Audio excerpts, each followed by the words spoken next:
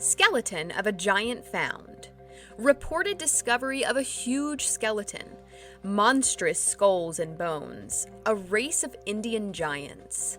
Giant skeleton unearthed at Buzzards Bay. Skeleton found of a man over 9 feet high with an enormous skull.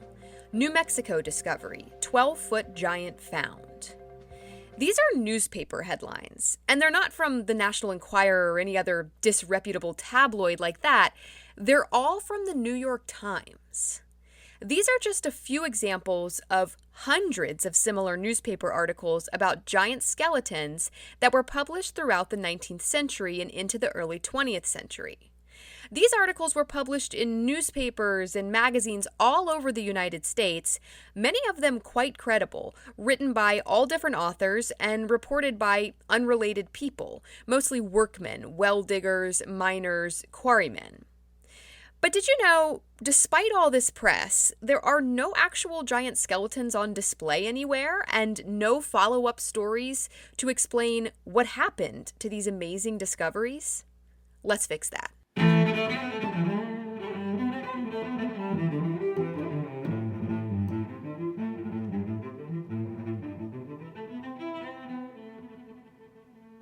Hello, I'm Shayla Fontaine, and you're listening to History Fix, where I discuss lesser-known true stories from history you won't be able to stop thinking about. Halloween is fast approaching, and if you live in the United States at least, you've probably caught on to the giant skeleton craze. That's right, 10-foot-tall skeleton yard decorations are trending hard right now. I have no idea why. Like, where do you store that thing for the rest of the year? I have no idea how it got started. There was a pandemic, and then all of a sudden it was okay to go trick-or-treating again, and boom, giant skeletons everywhere. My 2-year-old is obsessed. We've gone to our local big box hardware store at least 20 times since the beginning of September. I wish I was exaggerating. He asks almost every day to go see the scary guys at Lowe's, where he marvels at massive plastic skeletons with light-up eyes that move around, and some of the stuff is really scary. Like, honestly, way too scary. He doesn't care. He's all for it. So I'm dedicating this episode to Jules. This one's for you, buddy. But while giant plastic skeletons make for festive Halloween yard decorations, I guess, the giant skeletons we're talking about today were reportedly real. Some cite the newspaper articles as proof of an ancient race of giant humans that once inhabited North America. Others say it's all completely false. I see a giant rabbit hole of conspiracy theories, pseudoscience, and speculation that is all too easy to fall straight into with the simplest of Google searches. So of course I spent way too much time on this one, and I'm more confused than ever. But it's a really interesting study on how we know what we know, and also how much we probably don't know. I don't want you walking away from this one like an ancient race of North American giants is real. I learned it from History Fix. But I'm also not going to tell you that they aren't real. I'll let you form your own opinions. We're talking about ancient humans here. Humans from before recorded history. Prehistoric, if you will. So let's take it all the way back for a sec. There are a few different theories about where modern humans originated. The most popular theory is the out of Africa theory. According to this theory, human ancestors evolved from apes like chimpanzees and bonobos between 8 million and 6 million years ago. According to the Smithsonian Museum of Natural History, at around 4 million years ago, one of the earliest defining human traits emerged, the ability to walk on 2 legs. Other human qualities, a large brain, the ability to make tools, and spoken language emerged much more recently, and advanced traits like using symbols and art only appeared within the last 100,000 years. According to the Smithsonian, scientists recognize anywhere from 15 to 20 different species of early humans before Homo sapiens, which are modern humans, you and me. Homo sapiens seem to have evolved from earlier species around 300,000 years ago in East Africa. They hung out in Africa for quite a while and then eventually started to leave between 60,000 and 90,000 years ago. They headed to Asia, Europe, then Australia, and eventually the Americas. But there are still major questions about when Homo sapiens actually arrived in the Americas. The theory had always been that humans walked over to Alaska from Siberian Russia, likely following large game. Today, that's water, but during the last ice age, the water was frozen into solid ice, glaciers. The last ice age started around 100,000 years ago and lasted until around 12,000 years ago. But for most of that time, the glaciers would have been impassable to humans. Scientists theorize that this land bridge between Siberia and Alaska could only have been crossed between 20,000 years ago, when the glaciers melted enough for humans to actually walk on them, until 10,000 years ago, when they were gone, completely melted back into water, and now you need a boat. So they've always believed that humans crossed over from Asia to North America during that span of time, 20,000 to 10,000 years ago. And for a long time, the archaeological evidence supported the theory. The first well-identified human culture existing in North America is the Clovis people. This name comes from the distinct spearhead points they carved out of stone, which were first discovered near Clovis, New Mexico. Clovis sites have been found throughout North America and even as far south as Venezuela, and dated as far back as 13,000 years ago using radiocarbon dating. So that checks out with the land bridge theory, right? Between 20,000 and 10,000 years ago, okay, 13,000 years ago works.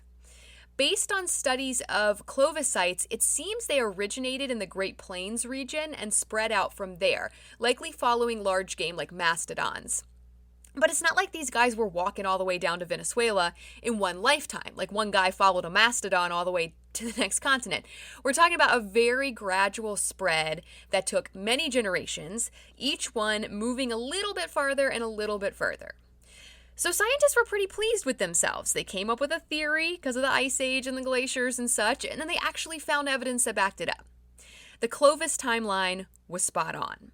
But then, in 1975, remains of an ancient human settlement were found in Monteverde, Chile, dating back to at least 14,200 years ago. So this blows the Clovis land bridge theory wide open. If they supposedly arrived 13,000 years ago, how could they be all the way down in Chile 14,200 years ago? Since then, more and more evidence has surfaced suggesting that humans arrived in the Americas earlier than previously thought. Excavations in 2009 at the Cooper's Ferry site in Idaho uncovered 16,000-year-old spearheads, and very, very recently, like yesterday pretty much, 18,000-year-old stone tools were found in Oregon. These are pretty solid. But there have been other, more controversial finds. In 2020, archaeologists uncovered around 1,900 stone artifacts in a cave in Mexico that were dated to around 32,000 years ago, which is before scientists even thought it possible that humans could walk across the land bridge. But some argued that the oldest stone artifacts found there may not have been made by humans at all and are just geofacts, which are normal rocks that look man-made. 35,000-year-old stone artifacts have been found in Brazil, but a new study revealed that they may have actually been made by capuchin monkeys, not humans. Apparently, these monkeys use rocks to break open nuts, but hitting a nut with a rock is very different than shaping a rock into a spear point or an axe head or pestle or anything really. I feel like a rock that a monkey used to break open a nut 35,000 years ago still just looks like a normal rock. So what about these, quote, stone artifacts made them think there were evidence of early human inhabitants? I'm a little confused. Possibly the wildest find of all comes from the Cerruti Mastodon site in San Diego. Basically, they were expanding the freeway there back in 1992 and had to dig down to construct a drainage system. But when they dug, they discovered a bunch of mastodon bones. So mastodons are similar to mammoths. They're just a little bit different. Think like a crocodile and an alligator, which, since this episode is dedicated to my 2-year-old Jules, I have to throw in, he calls both of these animals croco-alligiles. So they found a bunch of mastomyth bones. JK, they were mastodons, and proceeded to excavate and study that site over the next few decades. Apparently, some of these bones were sharply, intentionally broken and found next to 5 large stones that looked like they had been used as hammers and anvils. So researchers theorized that the mastodons at the Cerruti site had been butchered by humans. Then, in 2017, they dropped a bombshell on the scientific community when they revealed the age of these finds. 130,000 years old. That's 100,000 years before the earliest, even halfway credible evidence of humans in the Americas. And what's more, it's before modern humans were even supposed to have left Africa. So, what the heck were they doing in San Diego 130,000 years ago? How is that even possible? Are these just capuchin monkeys cracking open nuts next to a mastodon bone that just randomly broke in clean lines? Was it some other early human that evolved separately in the Americas? But evolved from what? There are no apes in the Americas, no chimps, no bonobos. Did they somehow migrate there much earlier than we ever thought possible? Who broke the mastodon bones like that? The evidence is highly contested within the scientific community, but to me, it just means there's a lot we still don't understand about human evolution and migration. We clearly have no idea when humans arrived in the Americas. It's like looking at a puzzle when a bunch of the pieces are still missing. It's hard to see the full picture. It doesn't make a whole lot of sense without the rest of the pieces. One thing scientists mostly agree on is that humans have gotten larger as they've evolved. I mean, there have been a few ups and downs, but they've mostly grown in height. A species of ancient humans called Homo floresiensis was discovered in Indonesia in 2003. They found a teeny female skeleton they named Lucy, who was only 3 feet tall. Neanderthals, who Homo sapiens are most closely related to, had an average height of 5 feet 5 inches for males and 5 foot 1 inch for females, which I don't know why I thought Neanderthals were big. They were pretty short. By the Middle Ages, modern humans, Homo sapiens, in Europe are coming in at an average of 5'8", but this actually decreased some to an average of just under 5'6" during the 1600s and 1700s. This is probably because of that mini ice age I talked about in episode 29 about witches that led to a lot of crop failure, famine, poor health in general for a few centuries. So they're just malnourished, basically. Bit of a backslide. But in the 1800s and especially the 1900s, it starts to go back up.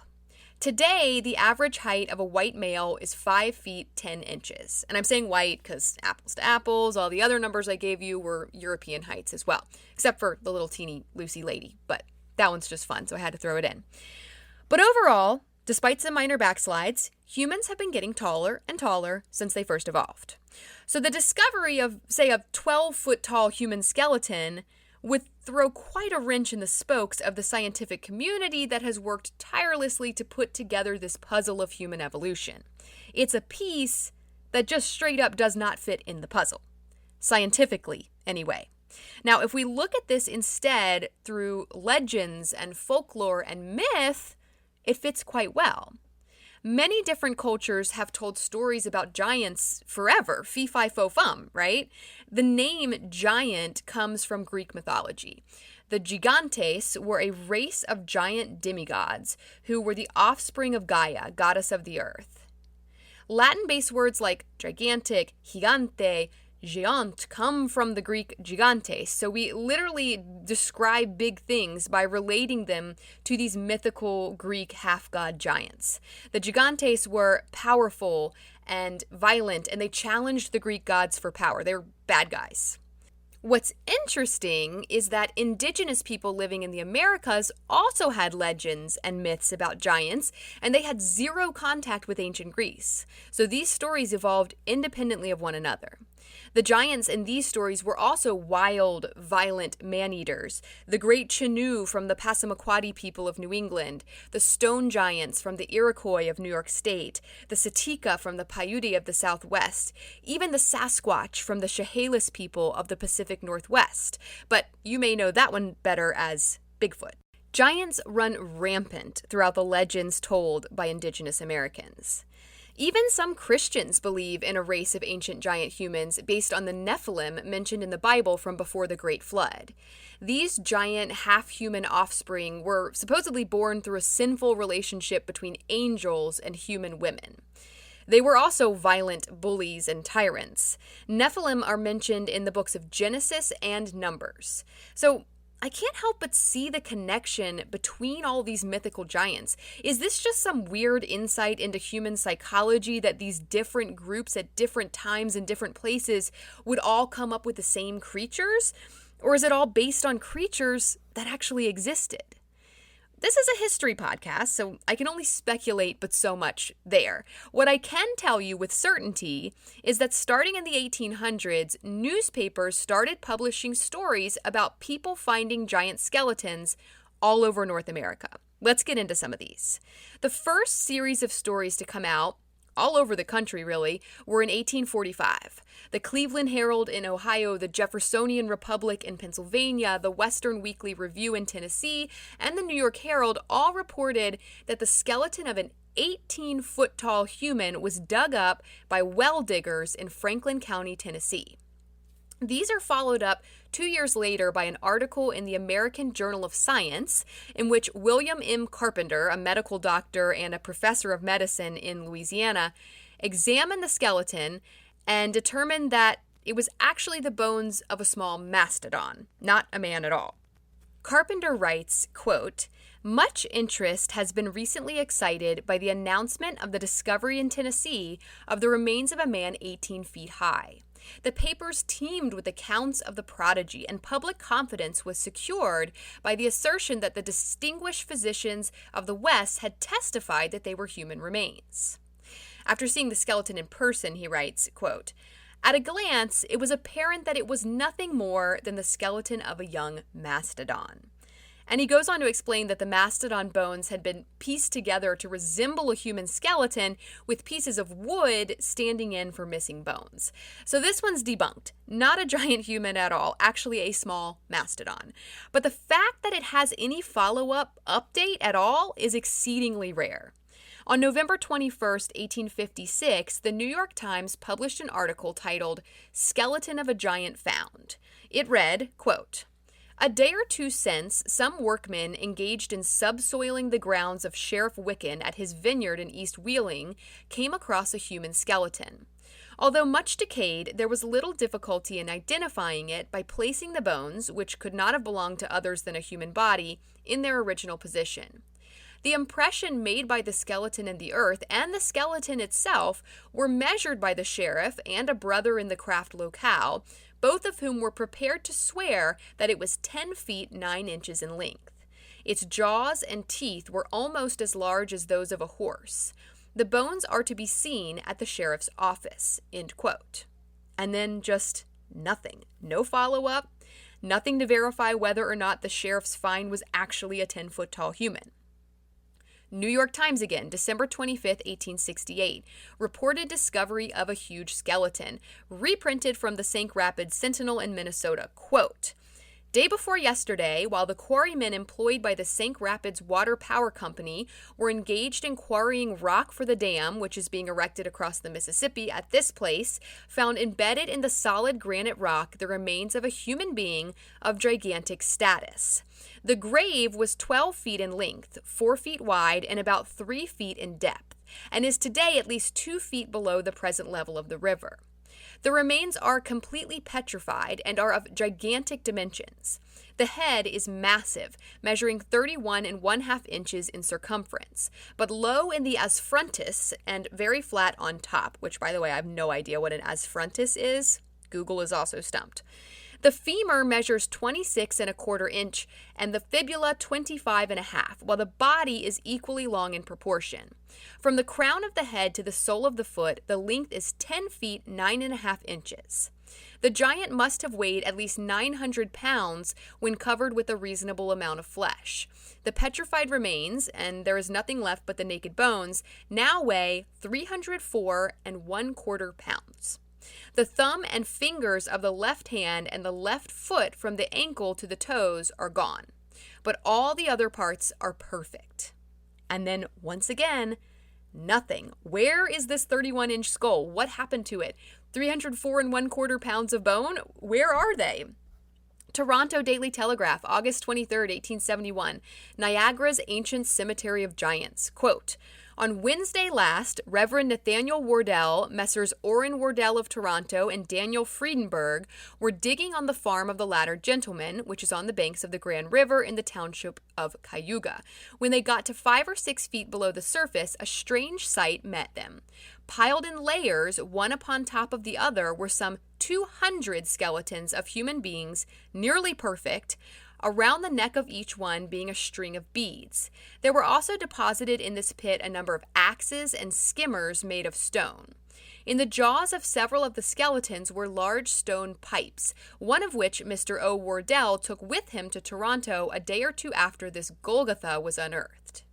These skeletons are those of men of gigantic stature, some of them measuring 9 feet, very few of them being less than 7 feet. Some of the thigh bones were found to be at least a foot longer than those at present known, and one of the skulls being examined completely covered the head of an ordinary person. These skeletons are supposed to belong to those of a race of people anterior to the Indians. Some 3 years ago, the bones of a mastodon were found embedded in the earth about 6 miles from this spot. The pit and its ghastly occupants are now open to view of anyone who may wish to make visit there. Huh? 200 giant skeletons open to be viewed by anyone, and then just nothing? No follow-up, no further reporting on this find.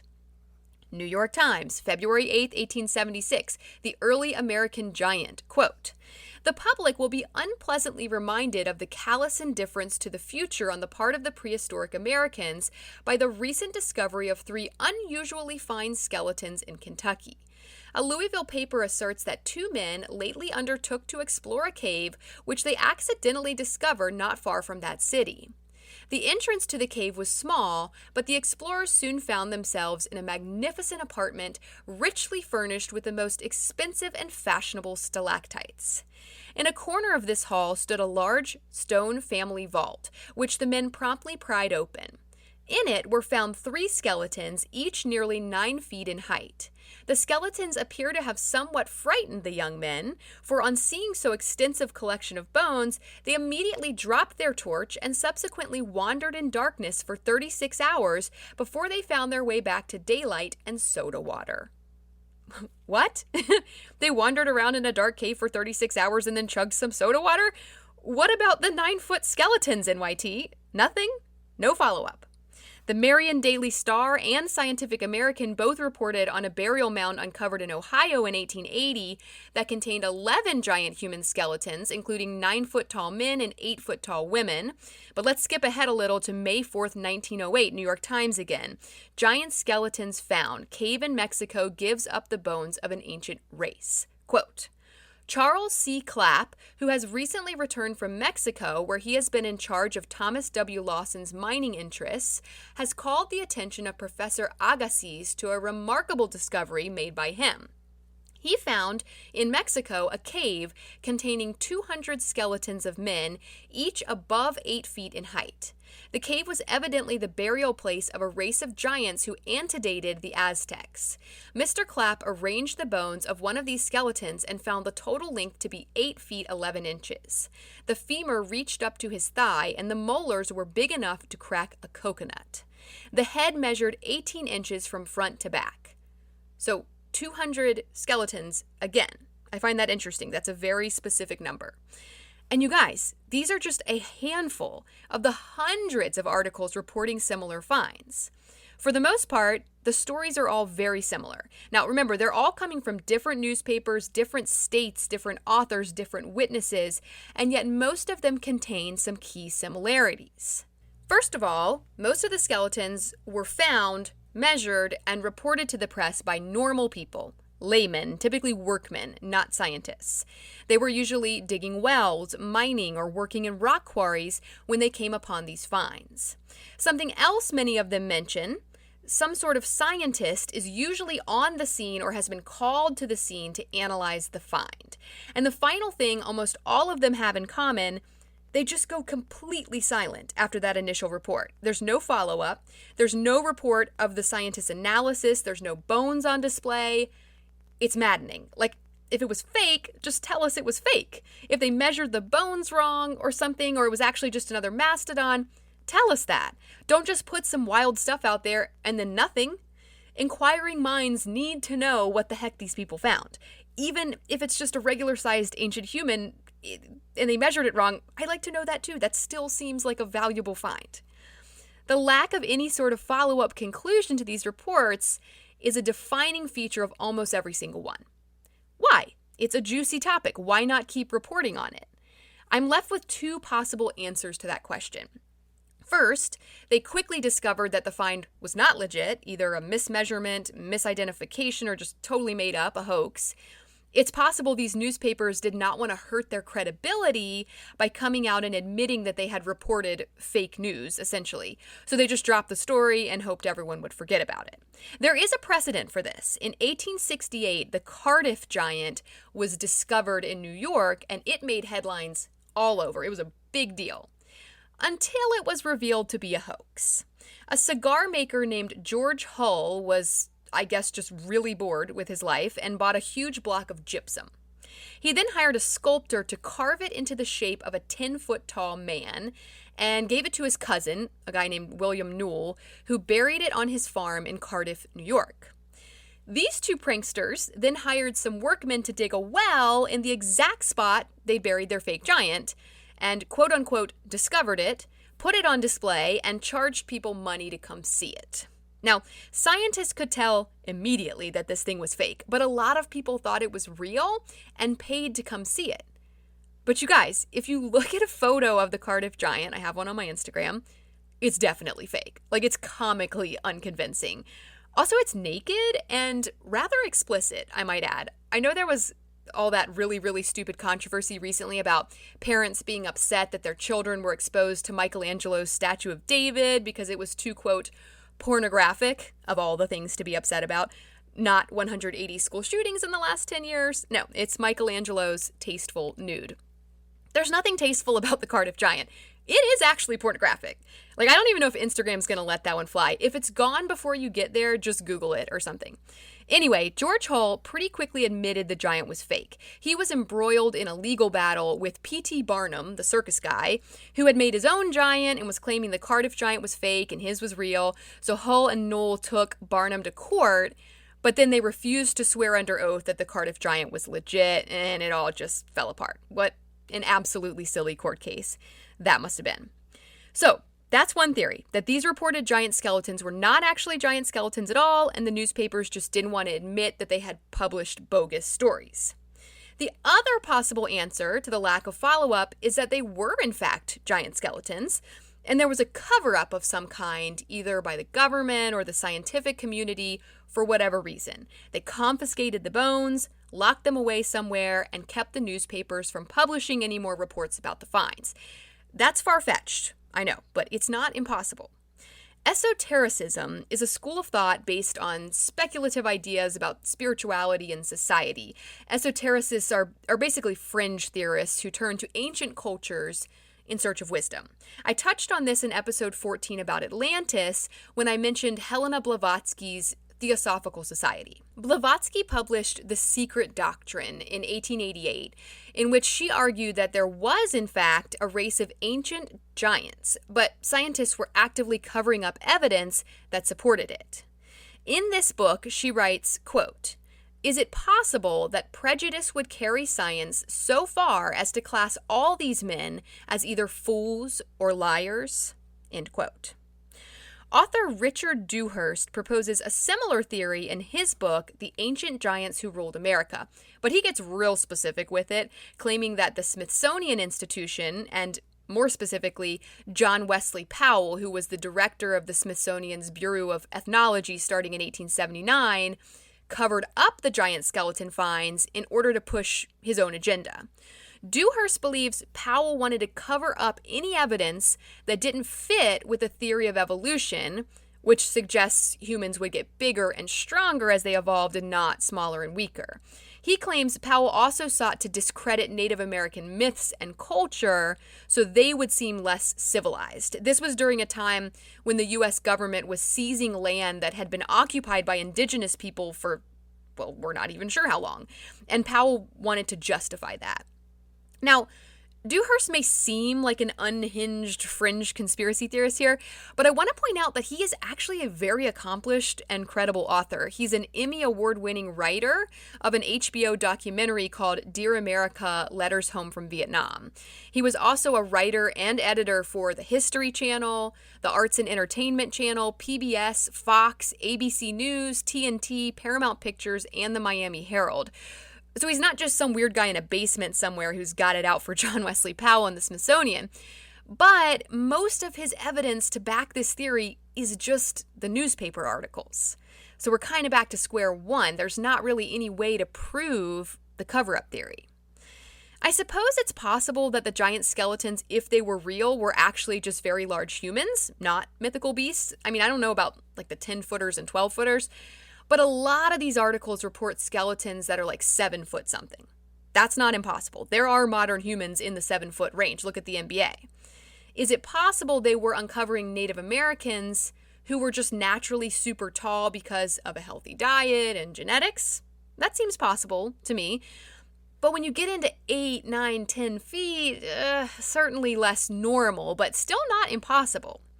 Maybe these people suffered from gigantism, an actual explainable medical condition. Children with gigantism usually have a tumor pressing on their pituitary gland that causes it to release extra growth hormones. They just keep on growing, reaching heights far above average, over 8 feet. Robert Wadlow, the tallest human we know about, grew to 8 feet 11 inches tall.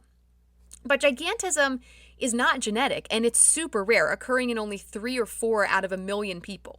The chances of finding a bunch of ancient humans with this condition buried all together, extremely low. And it doesn't explain why there was never a follow-up reporting on the finds or exhibits of the bones in museums. No mention of 7 or 8 foot tall Native Americans in textbooks. So I'm still left with 2 possibilities. There never were any giant human skeletons found, or there were giant human skeletons found, and for whatever reason, the powers that be covered it up and kept that information hidden away. But they couldn't take back those newspaper articles. They were already out there, and now they formed the foundation for a fringe theory of an alternate human evolution or the existence of mythical beast, I'm not even sure which.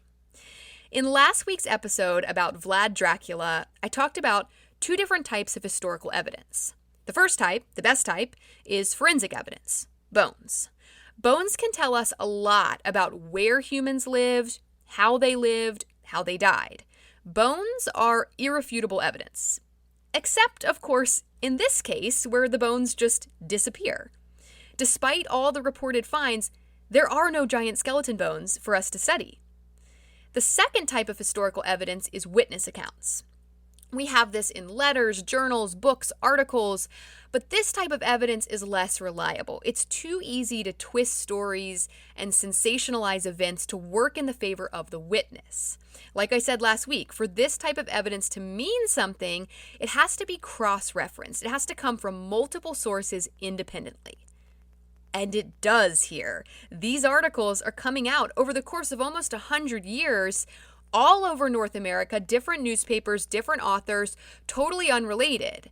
But once again, they just disappear with no follow-up. No, never mind. No, scientists determined that the bones were ... Nothing. So the evidence is there and also not there at the same time. I'm at a loss on this one, so I will leave it up to you to decide. Were all of the newspaper articles wrong? Hundreds of them, all reporting false stories of people digging up giant skeletons? Were these witnesses, as Helena Blavatsky put it, all fools or liars? Or were they right? Were these giants really being unearthed all around North America, but it was covered up? Evidence hidden, newspapers silenced to satisfy the agenda of a government agency? I'm not sure we'll ever know. The only thing I know for sure at the end of this episode is that there's a whole lot we don't know. A bunch of missing puzzle pieces. Thank you all so very much for listening to History Fix. I hope you found this story interesting and maybe you even learned something new. Be sure to follow my Instagram @HistoryFixPodcast to see some images that go along with this episode and to stay on top of new episodes as they drop. I'd also really appreciate it if you would rate and follow this podcast on whatever app you're using to listen. That'll make it much easier to get your next fix. Information used in this episode was sourced from an Unexplained Mysteries podcast episode called Giant Skeletons, Live Science, the Smithsonian Museum of Natural History, the Columbus Dispatch, Ancient Origins, Simon & Schuster, CNN, Livestrong, jasoncolavito.com, as well as all of the various newspaper articles mentioned earlier. As always, links to these sources can be found in the show notes.